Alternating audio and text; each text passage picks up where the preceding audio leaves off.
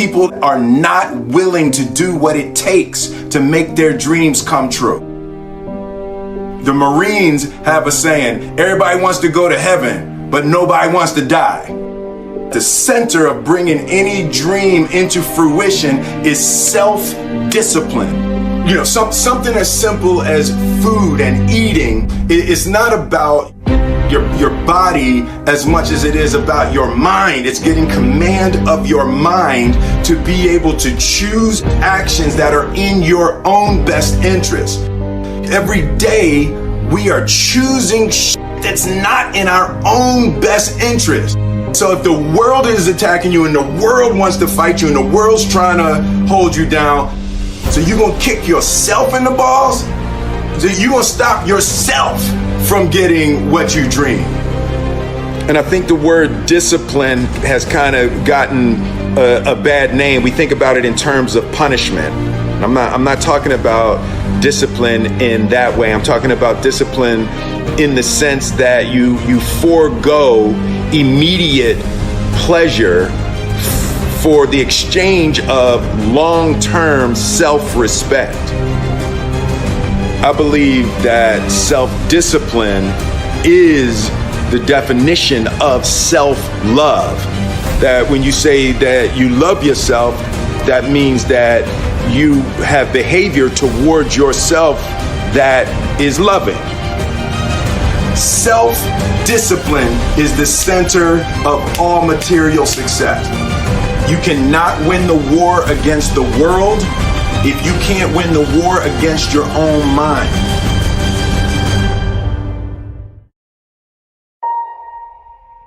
Self-love is when you say to yourself, oh man, look, I know you and that girl got a real connection. I know y'all vibe, but that's your girl's cousin. So I love you too much to let you do that. It's like you say to yourself, hey man, look, I know you want to eat that pizza and it'll be really good, you know, but I can't let you eat that, man, because if you eat that pizza, you're going to feel like shit, you know, and I love you too much to let you eat that.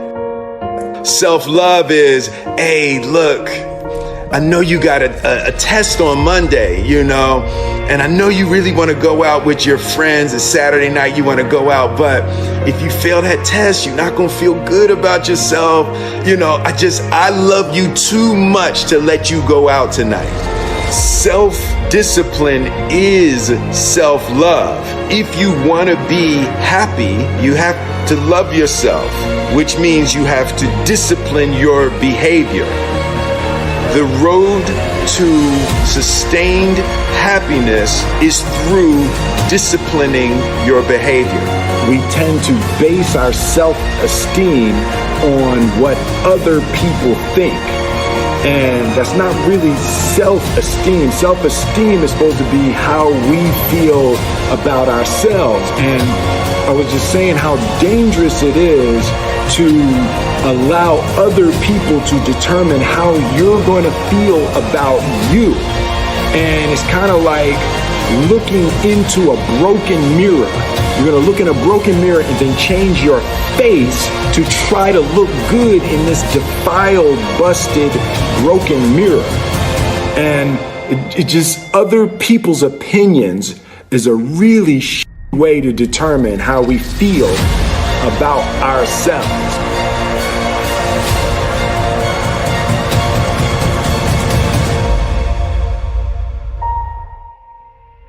It don't matter whose fault it is that something is broken if it's your responsibility to fix it. For example, it's not somebody's fault if their father was an abusive alcoholic, but it's for damn sure their responsibility to figure out how they're going to deal with those traumas and try to make a life out of it. It's not your fault if your partner cheated and ruined your marriage, but it is for damn sure your responsibility to figure out how to take that pain and how to overcome that and build a happy life for yourself. Fault and responsibility do not go together. It sucks but they don't. When something is somebody's fault, we want them to suffer. We want them punished. We want them to pay. We want it to be their responsibility to fix it, but that's not how it works, especially when it's your heart. Your heart, your life, your happiness is your responsibility and your responsibility alone. As long as we're pointing the finger and stuck in whose fault something is, we're jammed and trapped into victim mode. When you're in victim mode, you are stuck in suffering. The road to power is in taking responsibility. Your heart, your life, your happiness is your responsibility and your responsibility alone. You can make a person smile, you can make a person feel good, you can make a person laugh, but whether or not a person is happy is deeply and totally and utterly out of your control. The prerequisite for spending time with any person is that they nourish and inspire you. They feed your flame. Look at your last 5 text messages. Are those people feeding your flames or dousing your fire? Put your phone down for just a second and look around. Look to the people around you. Are those people throwing logs on your fire or are they pissing on it?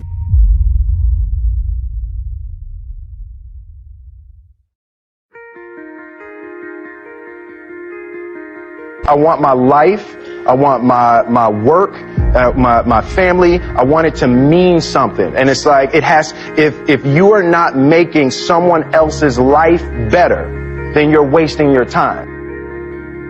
The separation of talent and skill is one of the greatest misunderstood concepts for people who are trying to excel, who have dreams, that want to do things. Talent you have naturally. Skill is only developed by hours and hours and hours of beating on your craft. You don't try to build a wall.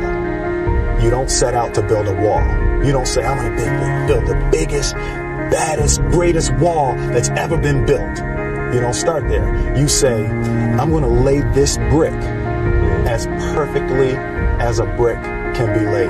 There will not be one brick on the face of the earth that's going to be laid better than this brick that I'm going to lay in this next 10 minutes. And you do that every single day. And soon you have a wall. And soon you have a wall. And I think psychologically, the advantage that gives me over a lot of people that I have been in competition with in different situations is it's difficult to take the first step when you look how big the task is.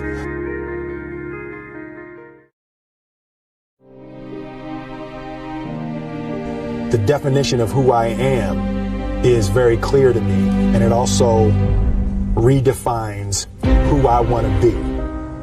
In that I know for a fact that I'm stronger than I thought I was. You know, you can't help but ask yourself the question, what would I do if I was in Muhammad Ali's shoes? I'm motivated by fear. I hate being scared to do something.